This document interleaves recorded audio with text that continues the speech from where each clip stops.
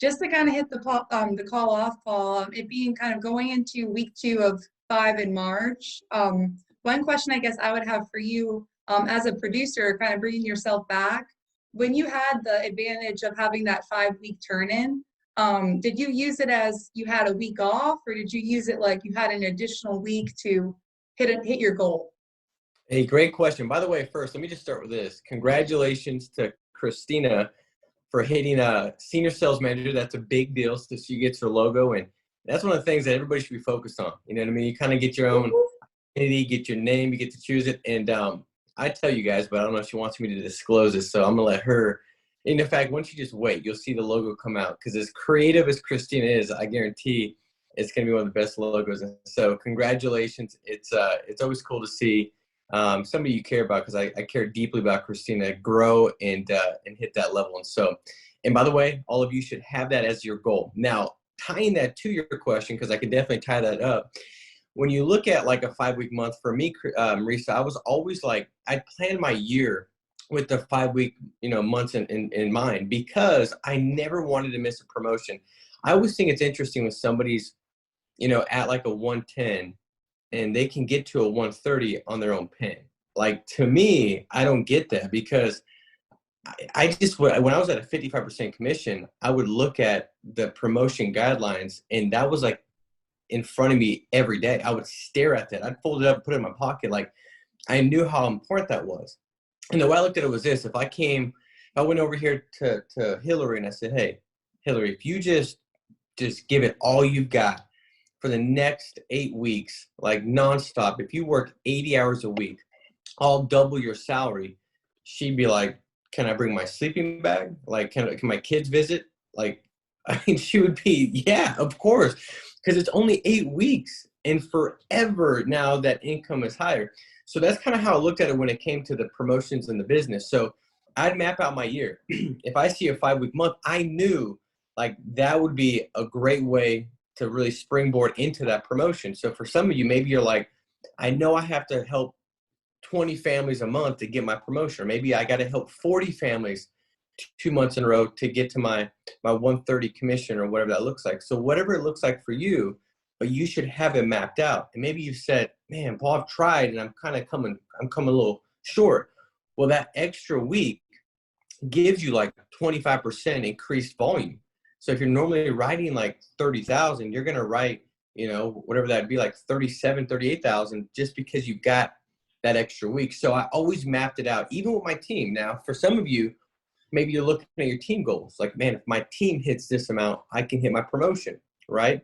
I would do the same thing. I look at the goal of where I needed to be, and that 5-week month I knew would give me 25% more. So as we go into the month of March, think about this: wherever you're at with production and what your comp is, you should know what volume's going to get you to that next promotion. And this month of March, you've got an extra week. So you start killing it, right? And now once you hit, say it's 40,000 in March to get your next promotion, now in April, you just really have to pay the price and buckle down and hit it. And you got 5 points. And so for me, I do the math on it. Like, if I'm writing 25, 30,000 a month, like, what does that look like? That could be an extra $1,500 a month in income. Boom, just like that. Now, if you've got a team, that might mean another $1,000. So how I'd always look at it is, if somebody came to you and they said, hey, if you just really pay the price for the next 2 months, I'm going to give you an extra $2,000 a month for what you're already doing, just like passive. It's just going to come to you for your activity that you've always been doing. Would you pay the price for 8 weeks? And that's kind of how I tricked myself. So to be honest, guys, I never missed a promotion that was within my control. I have missed some along the path to get to where we are now when it came to team volume, but when it came to my personal production, which was my full control, I never missed a promotion to the top level that would get me to every 2 months, because in my mind it would mess me up. I'd sit back and think, man, if I miss this, I'm gonna lose $2,000, $3,000, $4,000 a month. If I, then you got to wait a whole another 2 months to hit it. So that's kind of how I saw it. And I think if more people saw it like that, you would use that and dig deep, and then you'd be very planful with a 5-week month, you'd be excited. You'd have great anticipation that, hey, this month's going to serve me in hitting my next promotion.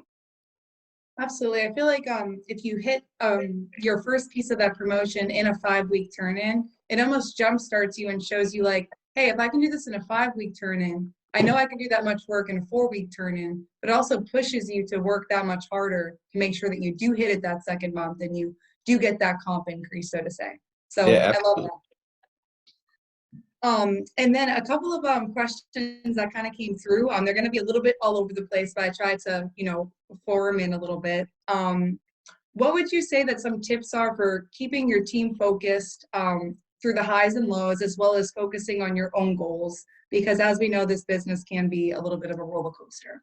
Yeah, I think for one, there's two things that I've always kind of, I guess, rested upon with that. The first thing was when my why was very clear, it was in front of me, I wouldn't stare at the scoreboard too soon. And if I did happen to glance at it, I wouldn't let it attack me emotionally.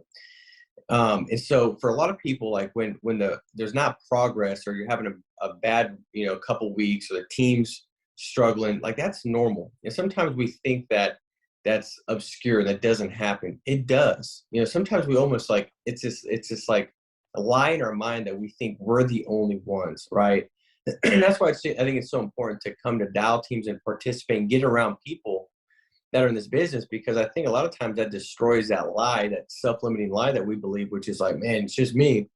I'm struggling this week with leads. I'm struggling with this, or man, it's just me. I just had a big wave of chargebacks, or I had the first person I thought was really going to kill this thing. This agent just fell. It's just me. And then you go to meetings and they're like, oh man, like I got smoked. Like, you, the one that netted, Hall of Fame last year, like you did it. Oh yeah. Last week I got and it makes you realize that like, it's just a part of the business. And because the reality is this: if we believe a lie long enough, it'll affect us as if it's true. So we'll be affected and see the outcome, and we'll experience the results as if that was the truth. So if you start believing that the leads ain't any good, if you start believing that you're not any good, if you believe that, you're gonna be impacted as if that's true. It's not true. It's a lie. The leads are great. There wouldn't be all these people killing it. It's a family, not a lead. All these things. So I think for me, if I understood really clearly why I was paying the price, like, crystal clear, like I want to make sure that my kids can go to this school. I want to make sure I can help take care of my mom. I wanted to live and buy a house in this area, right? I want to be able to have X amount to donate to the church. I wanted to be able to donate to this cause. I wanted to give back to the Dream Center. All these different things, like the more reasons I had, so to speak, on in my bag, it was easier to not get so discouraged when the results weren't coming, when I felt like I was putting in the work.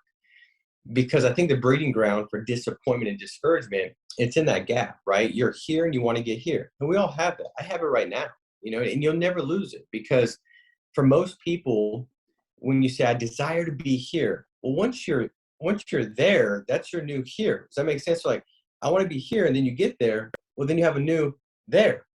And so it's always that continuation of like, man, so the more reasons you have, in the perspective that, hey, it's just a journey. My goal is to enjoy every bit of it. You know what I mean? Because you can lose enjoyment. Like there could be two people. One person, they just negative, woe was me, man, terrible stuff, this and that, and the same. The other person is extremely grateful, and that's a choice. So for me, I always wanted to keep that gratitude and appreciation of what I have my hands on. We have the ability to go out there and create and build a business and go out and earn the amount of money we want to earn on our own pin to hit these goals. That's exciting. Is it always going to happen? Is a scoreboard? Is it issue paid? Does a team volume? Does the amount of hires that come in? Does that always reflect that? Well, of course not. But when it doesn't, let's figure out tweaks and adjustments, and let's keep moving forward. So I think the first thing is understanding really why you're doing what you're doing. That's going to keep you, focused and moving forward, and not get so high or so low. And the other thing is really just making sure that you find ways to celebrate each day and feel good about doing what you're doing based off of activity goals, not just results. So if I'm looking at the scoreboard, right, I'm looking at the fruit, so to speak, and it's not showing what I need to, it needs to, show. Sometimes I can make the wrong adjustments too soon. It's just a process to be had. mean, it's just not showing up yet. You know, it's like planting a seed. It takes time to water, to grow it, to nourish it, to put the right, you know, fertilization, you know, the right sunlight. It takes a process. But I think too often an agent like starts, you know, like freaking out. Where's the result at? You know, I hired this recruiter and there's not 24 new writers. I've got these leads and I've added this and it's not coming yet. Well, don't dig it up. The seed, it was getting ready to break ground. And once it breaks ground, it grows a lot faster. But you dug it up out of the ground when it was in that development stage where the character and everything was being developed so you could actually hit these higher levels. You dug it up to look at it. Well, congratulations. You see, okay, it is there, but you just killed it. You just uprooted it. So I think the big thing is if I can keep my eyes focused on today, what's the most important things I need to do today? If it's Thursday, my big win today is booking 15 appointments. That's it. Just booking my 15 appointments. And if I can get that, then I can feel good by the end of the day. And then tomorrow, if I got 7 appointments, okay, a good day today is I got these 2, 3 audios I'm going to listen to between my appointments, these podcasts, right? These I feel like are going to really serve me well. This, you know, when I listened to it the first time, I just really got a lot from it, meaning that like it's what I needed, whether that was mindset, talking about how to posture in the home, whatever I feel like I needed. You'll know, right? It's like your body knows when it's deficient in something that it needs. When you eat it, you just feel like, wow, I feel a lot better. I was deficient in iron and I ate whatever an iron, you know, is in maybe a banana, whatever contains iron, but you just know. But in this business, it's the same thing. When I listen to podcasts, I remember thinking like, man, that's good. Like I wasn't digging deep in the why. And I felt like that's where I was really messing up. And then I heard somebody that was right, you know, helping 50 families a month talk about it. I'm like, that's good. So today, Friday, my day, I'm in the field now. A good day today is I'm going to listen to these three podcasts between appointments, right? I'm going to go and reach out and see all these clients. I'm going to put the clients first. I'm going to get my mind right before I go in. I'm going to go through this 1-minute goal setting. I'm going to go through the process. I'm going to serve these clients. On top of that, I'm going to door knock these leads between these appointments. On top of that, when I wake up in the morning, my regimen tomorrow before I get in the field is I'm going to do affirmations. I'm going to pray a little bit. I'm going to write down some things I'm grateful for. I'm going to read. I'm going to develop. I'm going to grow. I'm going to exercise a little bit. You know, what routines do you have? I love what I read the other day, and I can't remember if it was, I think it was James Clear. He said, you know, we don't rise to our goals. We fall to our systems. So you might have a goal of like 40 grand. Well, great. Congratulations. But what system do you have in place? Because the system is where you're going to fall to. And so what does that look like tomorrow as far as success? And I think when you can do that, that really sets you up, right? That really sets you up. At the end of the night, are you going to have some time planned to reflect on the day, to journal? Maybe you journal for the first time in the field. I used to do it all the time. I was talking to Zach. He's like, I used to always do that. I forgot to even talk about it. But as I got into a client's house, I journal what went wrong, what went right. And if I felt like I needed some feedback on it, I called somebody that was, whether it was Sean or Maurice or whoever, hey, this is what took place. What's your feedback? I get active coaching so I could take an experience and actually get better from it, because experience without reflection is just experience. You don't learn and grow as much from it. So what does that look like? But for me, that's where I felt good, meaning that there was days I had 9 appointments and I had 9 no-shows. Terrible day. There was days where, man, I dialed all day, didn't book as many appointments, but I knew, hey, I dialed at 7:30 and I dialed until 9. And I paid the price. There was days where I went out and door knocked and nothing came through. But what kept me consistent was my self-esteem was coming from me accomplishing the activity that was set in place that day, not based off of the result. Now, we're a result-based business, obviously, but the reality is this: if you do these activity goals, there's no way the result doesn't eventually come. But if you get so focused on the result, you'll either compromise when it's going really good, or you'll destroy and beat yourself up when it's going too bad, and that'll pull you away from doing the things that do work. So I know it's a long answer, but those are the 2 things that help me kind of continue to stay the course, because I do believe, Marisa, that most people fail in this business for 2 reasons. Either it's a lack of structure and schedule, or they have no emotional stability. And in this business, you have to be moved by strategy, not by emotion. What I'm talking about here is strategy, not emotion. And so if you could have structure, know what you're doing, when you're going to do it, feel good about just doing those things, not the outcome, and not be moved by emotion, just continuously having this stick-to-itiveness to your strategy, it's going to help you get through that path. Awesome. And Paul, that was a great answer. And I think that it kind of went and coincided with my next question, but I just want to kind of point out, like you mentioned, the two biggest reasons why people fail in this business, in your opinion, are lack of structure or no emotional stability, right? And that lack of structure, I feel like it really coincides with your schedule, right? Like I'm not like, oh, Paul, when is the TNL on this week? Like I know when the TNL is on. It's on 11 Eastern time every Friday, right? Because it's a regiment, it's in my schedule. But before that, it's like if I decided the night before, Paul, that I was going to wake up at 6 in the morning, I was going to go to the gym, I was going to journal, I was going to make sure I was in the shower by 7:30, and I was, 30 minutes early to my first appointment, but none of that happens. When I get to my first appointment, my emotional stability is already going to be down because of my lack of structure, right? And that's just being human. So kind of just reiterating, like the small things matter the most. Because Paul, my next question would be, what are some things that you see a new agent not do that makes them struggle, in your opinion? Yeah, that's a great question. And I agree 100%. I mean, so when you're a brand new agent, the goal is to start having these like little kind of victories, right? It's like those small wins, those little things. Because reality is this, and everybody's different. But for me, when I started this business, I didn't have like any kind of confidence in myself being an entrepreneur or business owner, because I had nothing to say I was one. And so inherently by default, my mind could say like, probably not going to be very good at this. I don't understand it really. I don't know if I can be confident in being a business owner. I don't know if I can lead people. I'm probably too young to be able to go out there and help all these clients with mortgage protection because I'm only 18. I could have easily went there, right? And so for me, what I realized is that every time I said I was going to do something and I did it, I was kind of casting a vote for that new identity. And that identity was essential for me to actually go out there and build a business and be the producer I wanted to be.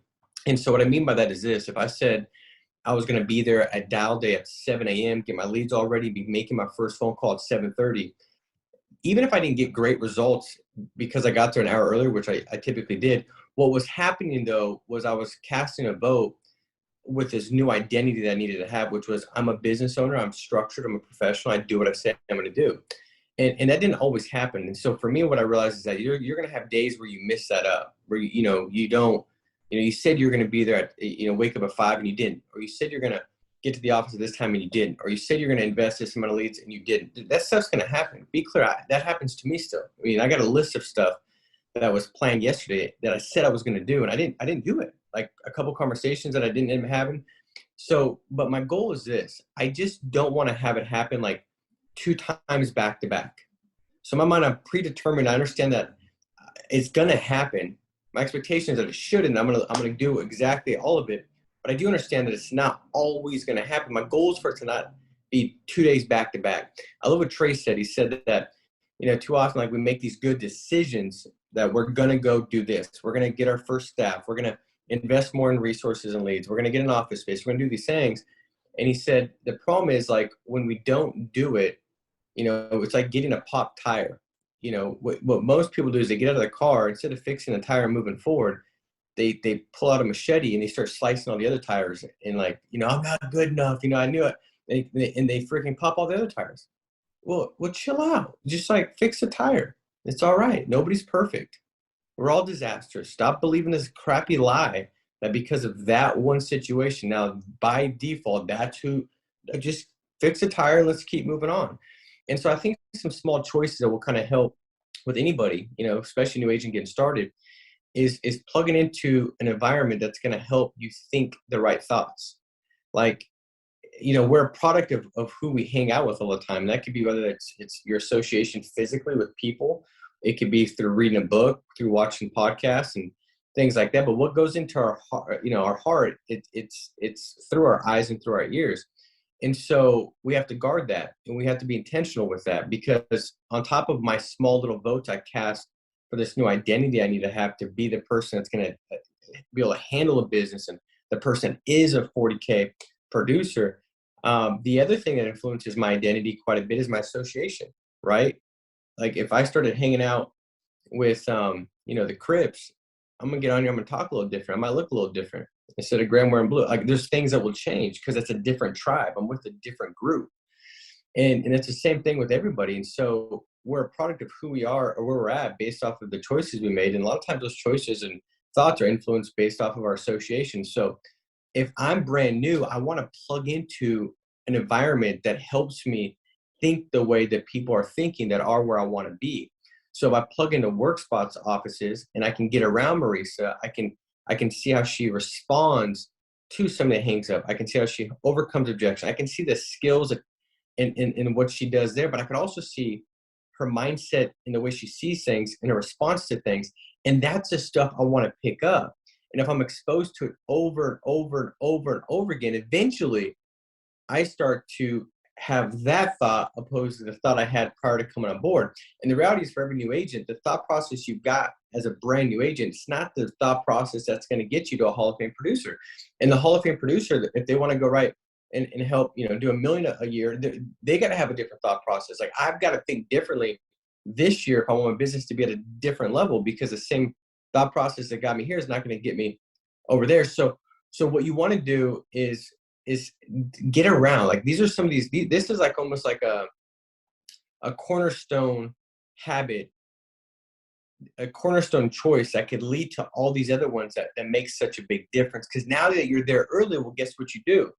Instead of being distracted and messing around because you got somebody left to the right of you that's focused on dialing, you're going to do what you normally wouldn't want to do because it's not comfortable to do, but you're going to just pick up the phone and start dialing, right? You're going to be disciplined. You're going to be more focused. You're going to be more engaged. So I think one of the biggest things you could do is get plugged in. Now you say, well, I don't have one closed. Well, plug in through the dial teams. I wonder how many people on here are new and you're not on a dial team consistently every Monday and Thursday. I mean, to me, it's like, what are you doing? Like, why would you not? I guess it's just because it's easier and more comfortable to not get on one, but you're not going to grow. And if you don't grow, you're going to be out of business. And so why don't you just get a job now and shortcut the whole process of finally getting to that point? So these things you have to do, dial teams, making sure every week you get your leads consistently is another thing. I see most time an agent that's new, the difference between the new agent and the person that's serving 20, 30 families a month, it's simply consistency in lead flow. I kind of wanted to stack the deck and almost create a higher buy-in so I could make the right choice, because I knew it would be easier to choose the easy choice more times than not. So for me, it'd be easier for me not to make 250 phone calls. That'd be easier. But if I bought more leads and forced myself just to do that by nature is going to influence me to make the right amount of phone calls, because I couldn't live with the fact that I'm wasting money on leads and I might have a client that passed and never called me because I was late. I couldn't do that. So just investing more consistently in leads a lot of times will lead the person to doing the things they need to do to hit these goals, to hit their appointments, to see the amount of clients, all those other kind of things. No different than a staff. I got to wait because of this. No, just get a staff. And then what's going to happen is you're also going to produce more because you know that, hey, I've got to pay for the staff now.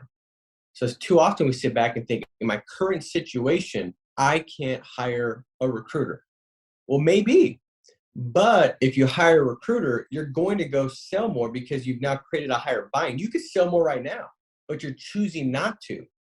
You say, well, how? Well, you're choosing not to because you're not buying enough leads. You're not getting to the dial teams early enough. You're not dialing late enough. You're not dialing between. But if you had somebody you had to pay for and you're responsible to take care and make that paycheck, all of a sudden, now the buy-in is high enough. And so for some new agents, the goal is, how can I create buy-in in different areas? And the last thing I'll say about that is this. I'd even create buy-in with going to an appointment. I'll give you an example. If I was doing really well for the day, I'm killing it. I wrote way more than I should have wrote. Or I'm getting killed. I'm like, dude, I don't even want to I don't want to call anybody because something bad will happen because something bad's happened all day. I've not had anybody sit with. This is terrible, right? What I would do is I think if I knew that they were going to be there, let's just say it's 8 o'clock and the appointment's an hour and a half away and the appointment's at 8 to my last one. I'm going to be there at 9:30. I would try to convince myself they're probably not going to be home. They'll probably be sleeping. Who in the heck is that rude? Like, I'm not that guy. I'm not going to wake up a innocent, beautiful family that's probably snuggling in bed. Like, I can't do that. But then I'd think like, no, what if this person dies tomorrow? And what if I knew that for sure, without a doubt, I was going to help them and it would be $2,000 of premium. Would I then not go? Or would I go? Oh, I would definitely go. So I would create that buy-in, even though it wasn't a for sure buy-in. In my mind, I would think if I knew, then I would absolutely go. And because I don't know if it is or isn't, I'm not going to take the chance that it possibly was and I didn't go and I lost out. And so it was just those kind of mental buy-ins that I would try to do as well that would help me make the right choice. Because the reality is this, the difference between where you're at, where you want to be, or where this person's at, and it's just choices. It's just small little things. It ain't that big of a deal. It's little things that make a big difference. And then all of a sudden, because you did this and you did that and you went there and you invested here and you went a little bit extra, now what you start to do is build up like this deserve more. And now you feel like I deserve more. And guess what? Because you feel like you deserve more, you get more. And those things feed each other. So I don't know if that makes sense at all, but that's kind of how I would see it. Yeah, it makes perfect sense. And it's so true. The difference really is choices. So, Paul, I know you have to go soon, but you have time for one last quick question. Yeah, absolutely. Okay, awesome. So when it comes to recruiting, would you treat your warm market, such as family and friends who expressed interest in what you're doing, differently than somebody who you don't know? As Eileen's coming across friends who are interested in learning more and want to meet up, but she doesn't necessarily have time to do that. So would you just be sending them the overview and doing a scheduled phone call, or would you take the time to meet them in person? Well, I mean, two things. So she could always like reach out to the person that hired her. Like, who does she work with, Marissa Direct? With Zach. Zach. Okay. So like Zach could help out, as far as having that conversation. And it doesn't have to be crazy lengthy, but the reality is this: if I have somebody that's in my warm market that's interested in getting started, I make the time.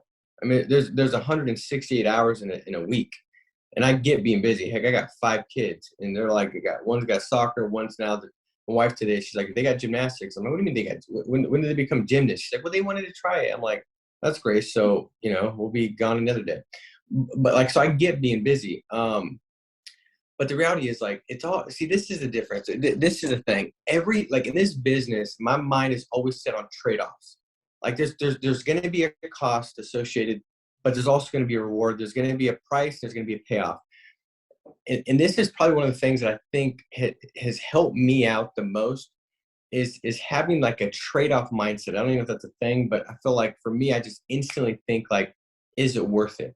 And if it's worth it, I figure it out.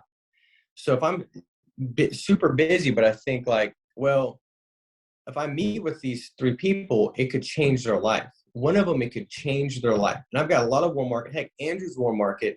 That what if I never talked to Andrew about this thing? I mean, what do you like? He wouldn't be doing what he's doing now. He was going to be a veterinarian. I mean, and then didn't he look like kind of like he could be one of those? Like, but he wasn't. He wouldn't be doing what he's doing now.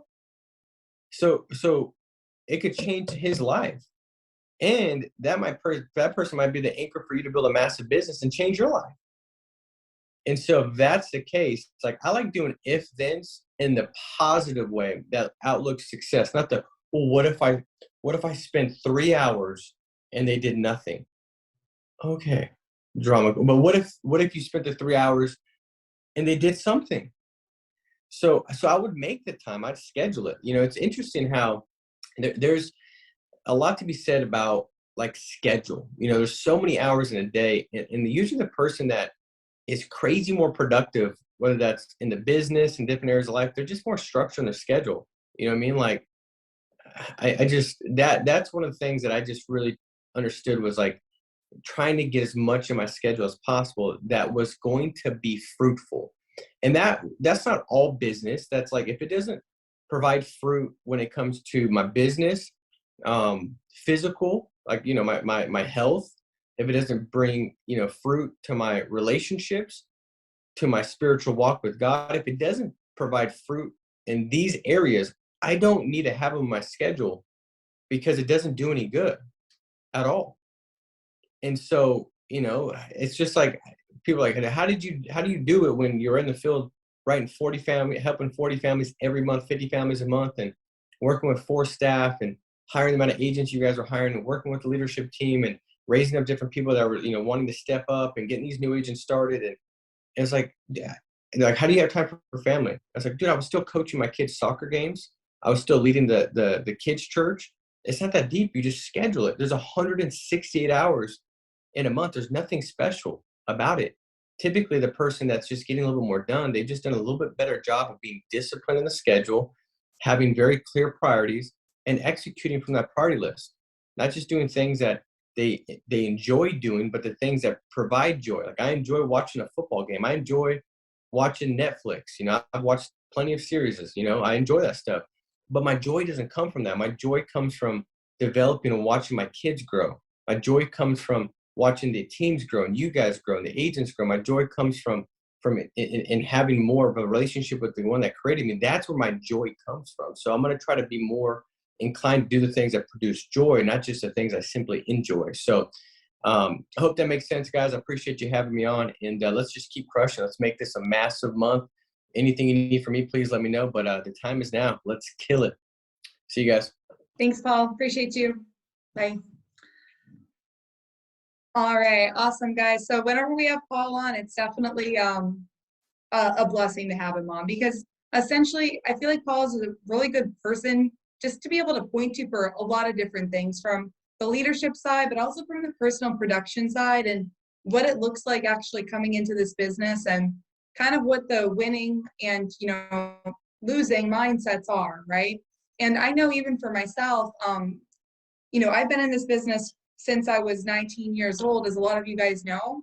But it doesn't mean that I don't have, weeks or days or, moments of self-doubt. But what I do know is when I have those moments and I ride that negative wave, I end up in a negative place every single time without fail.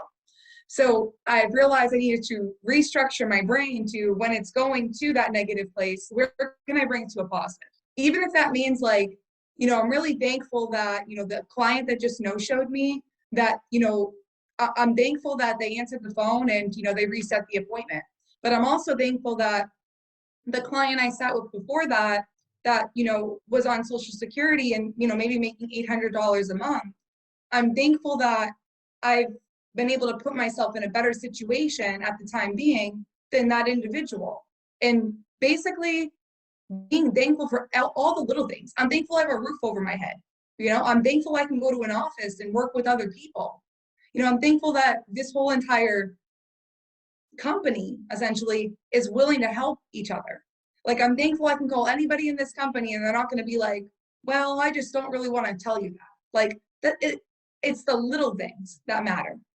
And when we add up all the little things, it can either show us that our life is a mess, which I've been there, so I would know. And then when we add up all the little things, it's going to show us how much more positivity we've been able to, spit out there, so to say, based off of the small changes that we made. Even self-talk. I used to say to myself, it was just a saying, so to say, which is not a good saying to have.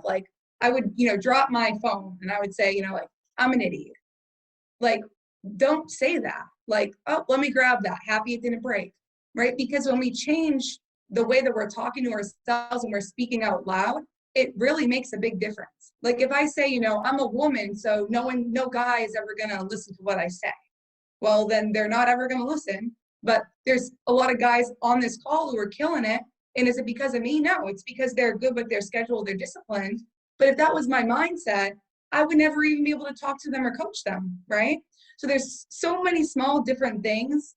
And I think that the biggest thing that Paul just went over that kind of hit home for me was, it always comes back to your schedule and your association.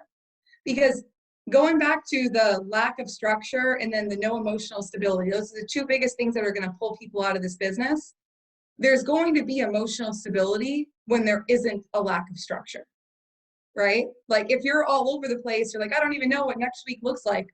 Well, then emotional stability is going to be a little bit harder when you realize that on Wednesday you have to be in this place at this time and you completely forgot, and the dentist is scheduled for the same time. It's those small little things that stress us out throughout the day, we don't have to do those things if we can stay scheduled with small things.